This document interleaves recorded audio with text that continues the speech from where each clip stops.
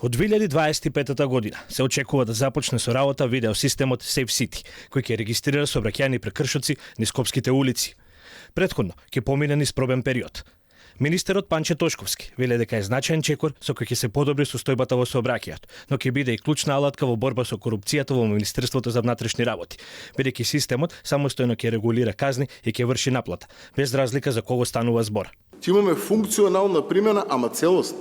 Значи да го затвориме целосно системот, не само камерата да изврши фотографија на одредено лице, туку на крајот да стигнеме со наплата на предметната казна и еднаш за секогаш да се знае дека нема повеќе ало началниче, ало министре, ало не знам службениче, ало овој, може ли да завршиме работа, може ли да не завршиме работа. Нема више завршување работа, надворот систем. Министерот за правда најави реформи во правосудството преку нова развојна секторска стратегија 2024-2028 година, за која од утре започнува јавна дебата за измени на законот за судскиот совет. Реформи ќе има и во советот на јавни обвинители, а по цели 8 години со работа започнува комората на вештаци за што е извршен и упис во централниот регистар. Игор Филков вели дека ова е значаен чекор со кој ќе се подобри состојбата во овој ресор. Формирање на професионалните одделенија на комората има 16 професионални одделенија, назначени се нивни раководители и заменици. Така да на седницата на Основачкото собрание беа избрани органите на комората и донесени се основачките акти на истата.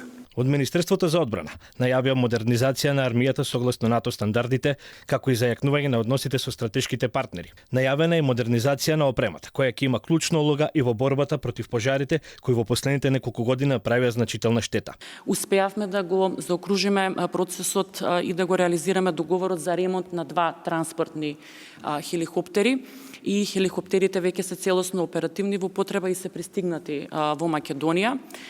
Имено согласно договорот кој што бил склучен во претходниот период, ние би имале транспортни дополнителни 2 хеликоптери и би требало да бидат пристигнати во Македонија и во текот на месец мај оваа година. Инаку, на панел дискусијата 100% посветени за тебе. Фокусот беше насочен на теми од безбедност, правдата и одбраната и беа презентирани реформски агенди кои треба да бидат спроведени во периодот кој следи.